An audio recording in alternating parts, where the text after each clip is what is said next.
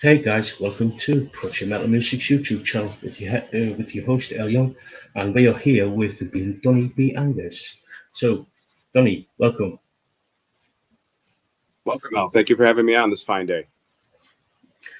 So, Donnie, yeah, my pleasure. So, Donnie, could you introduce yourself and what you do within the tribute to CDC band? Right. My name is Donnie B. I use Donnie B. Angus as a stage name because my last name's just too long and too Italian. So I go by Donnie B. Angus for my stage name, and our band is called Bonfire, a tribute to ACDC. So we use that name as a branding and logo to specifically identify, the type of band that we are and what we play. We're a 100% strict tribute to the band. I impersonate Angus Young, and I've done so for close to 30 years now. And I've played over 600 shows with a couple of different bands. And I've also been hired by other bands to fill in as Angus if somebody's been sick, if somebody's been hurt, if somebody couldn't get the proper travel visas or things of that nature. So I have experience playing with other bands playing the same role. But I myself have been specifically responsible for two specific ACDC tribute bands. One was called High Voltage from 94 to about 2010. And then very late in 2011, we reformed with some different members and called it Bonfire Tribute to ACDC, which is presently running to this day. We've had a few member changes here and there, but the current lineup has been pretty solid for 6 to 7 years, excuse me. And so I would say I'm the band leader. I'm the band lead guitar player, band manager, do band bookings. A couple of the other guys in the band do help with bookings and make contacts. And we really love to play the ACDC music to keep it live and relevant. And because every time ACDC makes an album and a tour, it seems like there's more and more time between the time you get to see them. So I like to think as a tribute band, we help keep their legacy alive and thriving. So. Yeah, cool. Yeah, so let's dive into some questions. As a kid, what were you listening to? Well, I really remember listening to The Who and Jimi Hendrix and most notably Kiss. The Kiss was one of the first bands that really had that double guitar situation. So you could acclimate, well, why is there two guitar players? And then you get to learn that one guy's playing lead and one guy's playing rhythm. And then there's bass and drums, and it just makes this cacophony of noise to make their rock and roll. Some other bands, I listened to Black Sabbath. When Ozzy Osbourne became solo with Randy Rhoads and Jakey Lee, I listened to all that. British invasion of metal, bands like Crocus, Saxon, Iron Maiden, Judas Priest. There was another band, American band out of New York City called Riot that I had a lot of their albums too, and they were a 5-piece band. So those were the type of bands that I'd listened to growing up that really made me want to play guitar just because of the two guitar attack type situation. And of course, ACDC. Yeah, How could I not say that? But yeah. Cool. So who actually got you into music? Was it a family member, or was it a friend, or was it just like a natural progression for you to actually start to listen to music?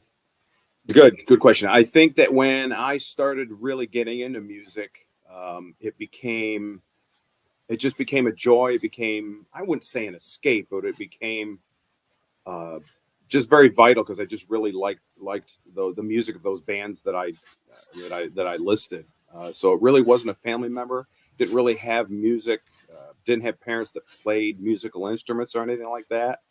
I mean, my father listened to a lot of varied different things around the house, so the stereo would be on or the radio would be on. That was really it as far as music. But after seeing a band live, or like when I say live on TV, seeing a Kiss concert posted on TV, or Jimi Hendrix or The Who on some of these network channels that would just play run back concerts, and just staring at them going, wow, I think I'd like to do that, or at least try, I think that's what made me want to learn to pick up a guitar and have some lessons. So. Yeah, cool. So who actually inspired you? You did mention a couple of bands that you sort of like got inspired by, but who actually inspired you to say, right, I want to pick up a guitar and actually play music? Yeah, probably guys like Randy Rhoads, even though I couldn't play anything like that. Ace Frehley really, I feel was really underrated, and the way he played guitar solos, and even Paul Stanley, the way he strictly stuck to playing a rhythm behind the leads. And again, I'll say ACDC as well. It was later on in life that I found ACDC through friends in school, but it was the same situation where the lead guitarist was Angus, and then Malcolm was the driving force in the band with that rhythm guitar. So um, getting to that point of understanding the difference between the two guitar parts and being able to say, this is why you have the two guitars, so you can blend rhythm and lead and have that overall coloration to fill that rock and roll sound. So yeah, I would say Ace Frehley really, and then later on it became Angus and Malcolm for sure. Yeah, cool, cool, cool. Uh, were you in any bands prior to actually starting Bonfire and Tribute to AC/DC? I was. Most of my band work and history has been in ACDC tribute bands. But prior to that, I think when I was in high school, I had a small three-piece band. We weren't very good. We played, I think, a couple Who songs and a couple Black Sabbath songs for like a high school, what do you call it, a talent contest. You get to play two songs or three songs. And we played a couple parties, but that was nothing major. Then when I went to college, I actually met some guys at college that were into the rock and roll stuff. So we had I was thinking of the name. It was a band called Thunder in the East, and the bass player named the band because he liked a band from overseas, and that was the name of one of their albums. I can't remember the band's name, but we called ourselves Thunder in the East. We're like, okay, all right, you got T-shirts made, and so we just played all sorts of covers, everything from Judas Priest, AC/DC to Kiss, and so a band I was in for just a short time in college, maybe 2 years. We even wrote a couple originals.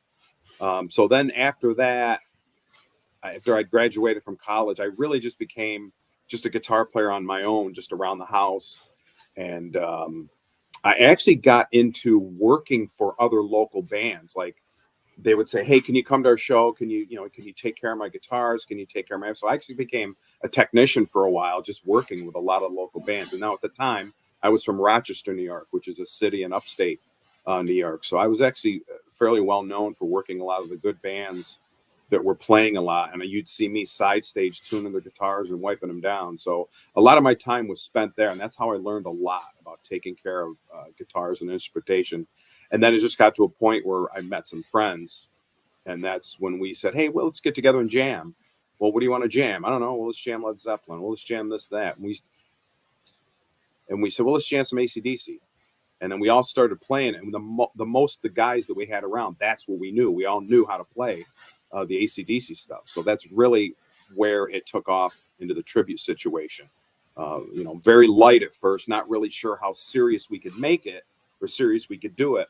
But once we got down to like 12 to 15 songs and had a solid lineup, we're like, geez, we might be able to play out. We might be able to get in front of some people. And so that would take me. The question you asked would take me up to that point of me starting to play AC/DC, like specifically play that. And I stopped playing everything else, and I said, "Look, I'm going to focus on this." And I would say that would be the year 1993 for me. And then Yeah, we did cool. that first band didn't play out until 1994. So it took us about a half a year to assemble the songs and assemble the right people to play out. So at this point, we're up to 1994, and basically I've been playing it ever since then. Cool, cool. So, what has the band actually been up to, especially over the last, say, last 3 years? Say the general, we try to schedule, and I try to book the band. We aim to play 20 shows a year. And so we usually hit that mark, and usually we end up at 21 or 22. Sometimes it's 24, because all of us in the band, we do have day job careers. The tribute band is not our source of life income. we all have other jobs that are important that give us pay and benefits. The tribute thing, we're serious about it, we're dedicated to it, but it's not what pays our bills. So basically, I would say that's a good number to choose the last 3 years. We say, look, all of us have stuff we have to do outside of the band, but we can commit to between 20, 22, 23, 24 shows a year. And so that's what we do.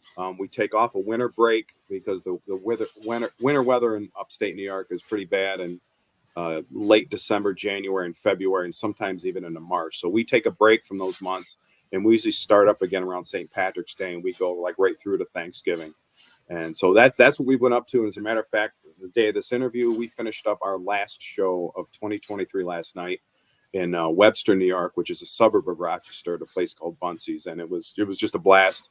The owner loves us there, and there was a lot of great people out last night, and they were happy to be there because they said, "Oh, I'm gonna miss seeing you guys for the next 3 months." So we'll be here. Right, actually, we're playing our same show right back at that same place, so we'll be back here in March. So that's what we've been up to. Yeah. So we're just like I say, my gear. I was just gotten my gear in the door and just kind of stacked it here for now until I can get through it, and.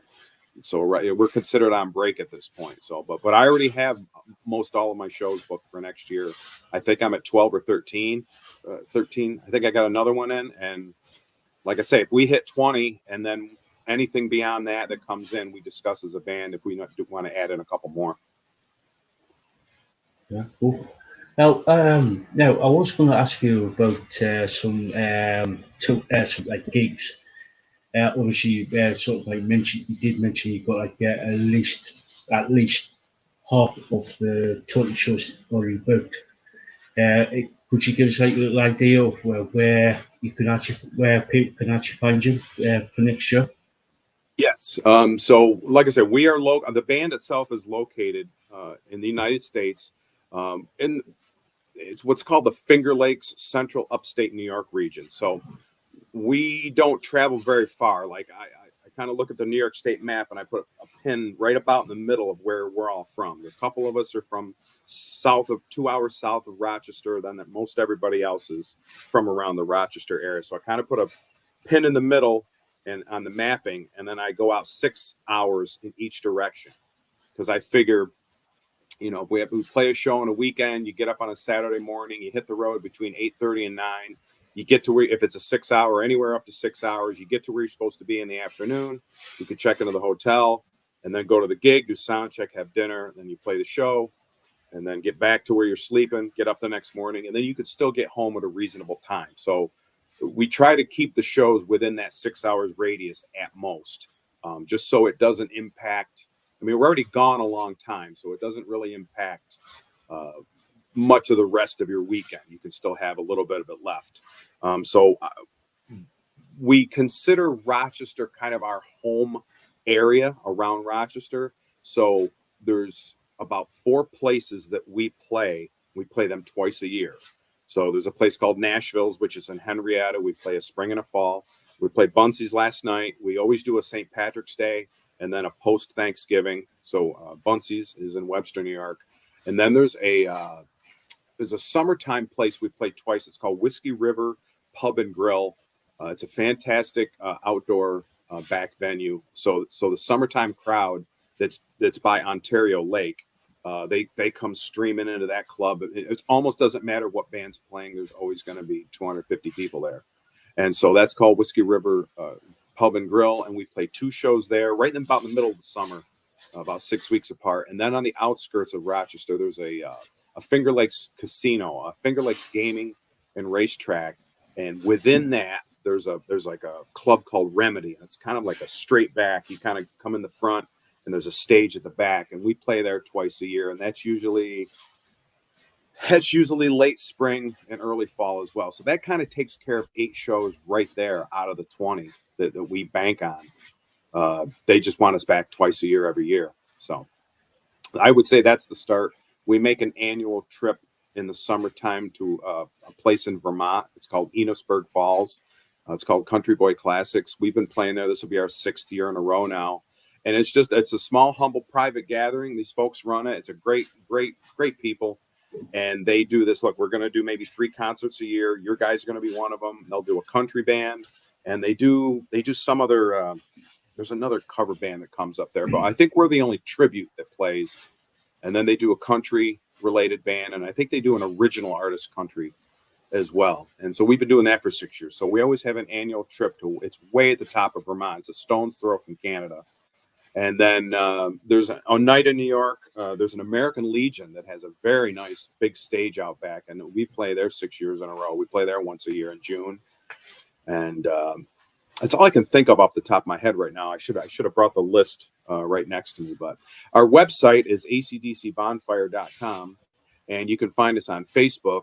If you see my name there on the screen, if you go Bonfire, a tribute to ACDC on Facebook, our page will come up. So make sure that letter A is in there, because if people don't know this, there are several other bands called Bonfire out there that you run into them because people confuse you with them. So there's a couple scattered around the United States, and there's some overseas as well. I don't know exactly where, but I run into them in my Facebook feeds, and I get asked to play shows somewhere in the middle of the USA, and I'm like, you got the wrong band. Oh, we saw you play at this carnival and the thing, and we want you. It wasn't us, because we've never been to Wisconsin or Indianapolis or whatever. So, I didn't know. I explain back to them. I say, thank you for your interest in the band. Just understand there's about 4 or 5, maybe 6, around the world, and a handful of them in the United States are the same name. So, like I said, when I tried to pick, we couldn't just call ourselves Bonfire, because you can't. There actually is a band named Bonfire. I believe they're out of Germany, if I'm not mistaken. And so we put that branding on the end there, Bonfire, a tribute to ACDC. So when we sell the show, and we make the posters, and we put it on the T-shirts, and that way there's no confusion to the band that's actually named Bonfire. And we actually named ourselves after ACDC released a box set, and it was called Bonfire, and it had a lot of unreleased material. It had a live concert, or a live CD was from Atlantic Studios, where they played 8 songs that was previously unreleased and hard to find. And there's some other original recordings on there that were not released. So when we formed Bonfire, the singer at the time had said, hey, this is what we're going to call the band. We're like, yeah, okay, that's a good idea. And so eventually, once we started going, we had to kind of make that moniker so we could have the branding, for T-shirts. Yeah. We put it on our guitar picks as well. And these are like business cards, people like to collect them. They make earrings out of them, necklaces. So we get these printed up. They're a lot of fun. And we have a whole merch. We have a merch guy that does T-shirts. We got a couple different logos, but this is our main logo right here. And we also do, there's stickers and hoodies. And he just can koozies. You put your beer cans in, keychains. We actually sell, everybody in the band has these. So we sell a complete set of all the colors that we have. People like those as collectibles. The kids like them. We sell the light up horns. Put those on, it'll switch the battery, and they flash. We got different colors of those. So we make fun. We have fun having all that merch available, because they go over to the table and they just look at all this stuff, and it's another part, fun part of the show is. And then we play our shows. We take a mid break in the middle of the set, and we like to come out and just talk to the people. It's like, why don't you just keep playing? It's like, because if you come and play and then you see us and you don't, there's no break, then we can't talk to you, because we can't really talk to you before, because we're getting ready, and then we can't talk to you after, because they're wanting to kick us out. We got to close the place, get out of here. So we take that break in the middle, and we take pictures with people, and they chat and they ask us questions and they request songs, and we try to give the appreciation back for them coming to the show. Yeah. Cool. So now, is this probably sort of like sort of like random question? Would you, if everything sort of like aligns and you got some time off, would you do like sort of like tour with the band up and down the east coast of America? I'm sorry, I didn't understand. Would I do what? If you had everything is aligned and you get some time off like from your day jobs, would you take the band up and down the east coast of America for a tour? Oh, I see what you're saying. Um, we've never really talked about it. It's possible, yeah. I suppose if we could line up maybe 2 weeks of vacation from our day jobs and work with a promoter, somebody that would know all the spots to hit. Oh, I know what you guys want to do. I'll put you guys here, here, here, and here, and then you hit these down the way back. We would be open to that. I don't know how viable it would be because, like I say, the jobs that we have, most of us are all very important to our jobs. So but it's good to be important at your job. So you have one, but um, yeah, I mean, I think we would. I think it would be a lot of logistics, and if get 5 guys and a couple roadies to all take the same time off, it's probably possible. I don't see why it couldn't happen. So Yeah, that's a good question. I thought of that. I thought of that way. Yeah. yeah, yeah. So, your main, like, as apart from your day job, your main sort of like band is the tribute band to AC/DC. Do you do any sort of like original music? We don't. We actually don't do any original music at all. We stick with. We have a master song list that we've decided it's about 55 songs. And then another thing to know is usually when we after the break when we come back, we have a band meeting, make sure everybody still wants to keep doing it and keep going. And we all pick a new song to add. And I don't by new song I don't mean something from the new material because I don't if as a tribute band we've tried to play in some of the much newer material and it just kind of they like to hear the old classics. I mean, once you get up much past flick of the switch, who made who, they're not really interested much in that. They want to hear all the Back in Black stuff. They want to hear some stuff off For Those About to Rock. They want to hear the hits off Razor's Edge. I guess I cut that short. Anything beyond Razor's Edge, really. We do one song off Ball Breaker once in a while. Sometimes it's hit, sometimes it's miss. Um, so yeah, Yeah, but yeah, when I was just trying to think because I think I mentioned it to him that when we get back together, everybody should pick a song. So that song could be a song that we've already played. Like, hey, I want to play Gun Shooting off Power Ridge. Okay, that's your pick. I'll say, you know what? I'd like to get Flick of the Switch back in the lineup. All right, that's your song. Then the drummer might, pick something crazy. The lead singer is, I want to Put the Finger on You. And okay, and then the rhythm guitar player says, I want to play Sink the Pink. All right, and then bass player picks something like really old, like off the first album, High Voltage or something. So yeah, and yeah, that's the part where we try to have the democracy, where we understand that we have like 80% of the set list really is just those greatest hits. You just can't not play them. But that other 20% is where we can wiggle what we like to play. I mean, we like to play it all. Don't get me wrong. I don't get really tired of playing, the material because I just, I love it so much and it's so fun to play.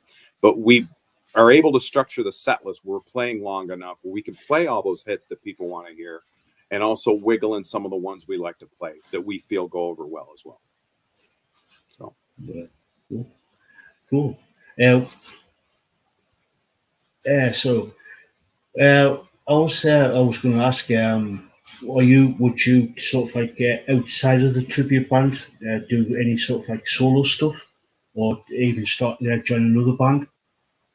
I would say I wouldn't because I feel I know there are a lot of musicians and guitar players and musicians of all types that are so versatile that they can play so many different things. They can pick up the guitar and they can play Zeppelin, they can play Van Halen, they can play Sabbath. I've had to say, look, if I'm going to do this, I'm going to do just this so I can be really good at this because I look at being an Angus Young impersonator, a performer. I have to you have to divide your brain. You have to be a guitar player to play the music. So you have to learn that part of it.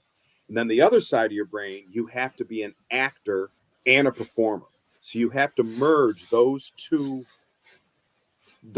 ideologies into one what the people see on stage. So you're acting like Angus, you're doing the duck walk, your hair's flying, your head's bobbing, and then you're playing the guitar, and not only playing guitar, but we try to play the stuff as close as possible. I mean, my hands aren't Angus Young's hands. My heart is not Angus Young's blues and his mind of playing, but I just try to copy what I hear as best I can. If he does a pick slide, I do it. If he does a shake, if he uses the guitar for vibrato, jumps up and down, I just emulate. So when people look at it, they're like, oh my God, he's doing it just like Angus, and you give them that experience of being able to see AC/DC at least replicated on a smaller scale in a club or a theater, someplace there in front of you. And the rest of the guys, they do the same thing. The singer, he dons the hat and the stance and the wireless microphone, and we all try to buy the right instrumentations and Marshall amps, and we get them all modified, and we try to use even the pickups in the guitar, to just it'll never be exact, but we just try to get as close as we can. So I wouldn't say that I have the time to do anything solo, because I don't write music, I don't record music. I kind of wish I could, but I'm just an impersonator. I'm a performer. And I said, well, if I'm going to do this and if I'm going to jump into this and I can do this and I can put all my time into getting, a bunch of SGs and the equipment we need to play AC/DC and do it justice. And a lot of people come up to us and they really tell us, they said, I'll go to the bar and I'll turn around and I'll just listen to a couple songs. And I swear to God, the jukebox was on, And the people that hire us, they say, man, you bring a beer drinking crowd. I almost ran out of beer tonight because of you guys, So it's the stories you hear, and the people that come up to you and they say, I can't believe you played. We might dig deep on what track or something and play, like Gone Shooting or What Next to the Moon off Powerage, or, Dog Eat Dog off Let There Be Rock. And they're like, you know what? I've always loved that song and I haven't heard it in years, but you guys maybe want to dig out that album or that CD and listen to it again. So that's where we're at, is we're just reenacting and keeping it relevant, for people that still love to see and support live music, let alone enjoy to see us play AC/DC, and the energy that comes off the stage and from the crowd that comes back to the stage, from them. Cool. So where can people find you on social media? Our website is acdcbonfire.com, and our Facebook page is, if you search, go to Facebook and search Bonfire, a tribute to AC/DC, and you can find my Facebook page. Just put in Donnie B. Angus, and my personal Facebook page will come up. So. Cool. So you mentioned that the band as a whole does merchandise. You showed some of it there. You wearing a T-shirt there. Can people go and buy the merch from you directly? Yes, there's on our website, acdcbonfire.com, is a section called, I think we tabbed it swag.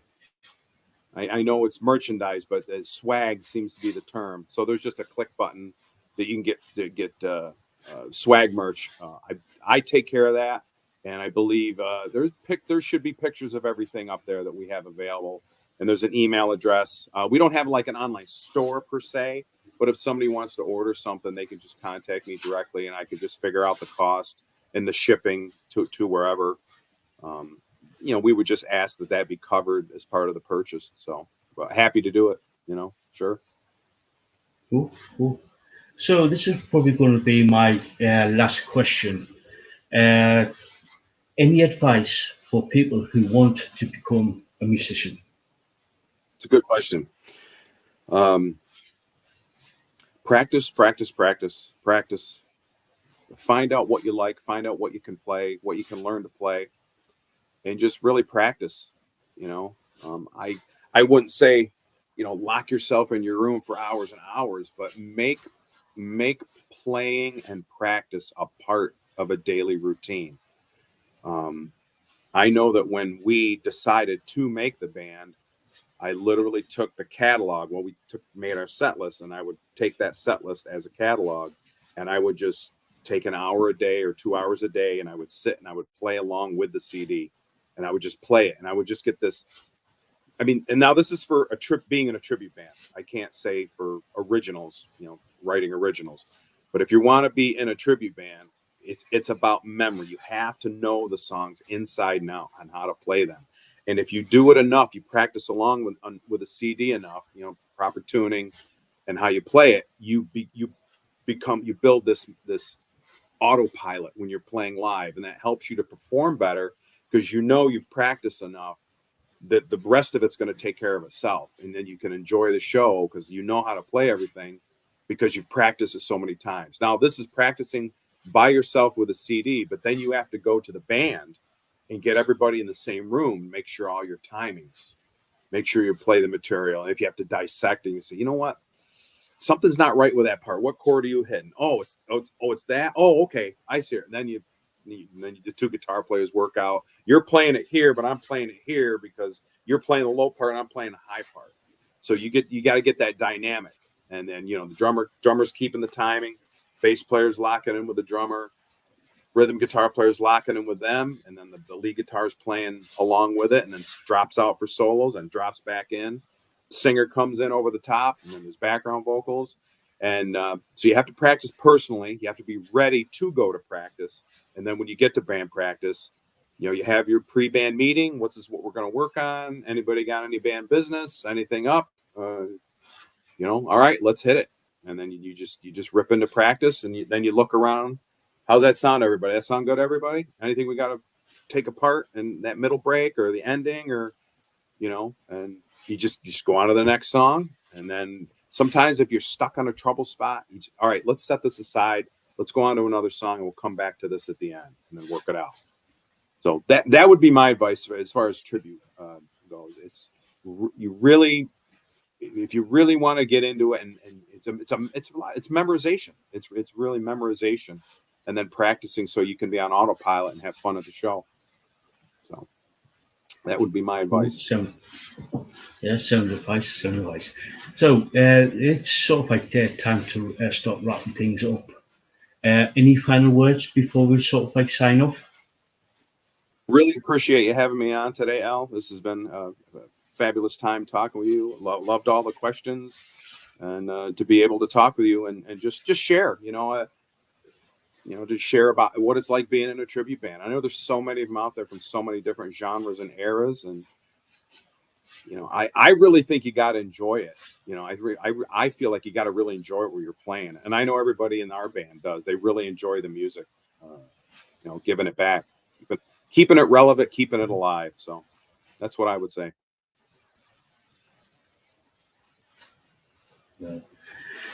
Donnie, thank you so much for coming on, and it's been an absolute pleasure, and it's been brilliant talking to you. Well, thank you. Be well, my friend. So, yeah, my pleasure. So thank you again. Thank you for talk. Thank you so much for coming on. It's been a pleasure. So until next time, guys. Catch you all later.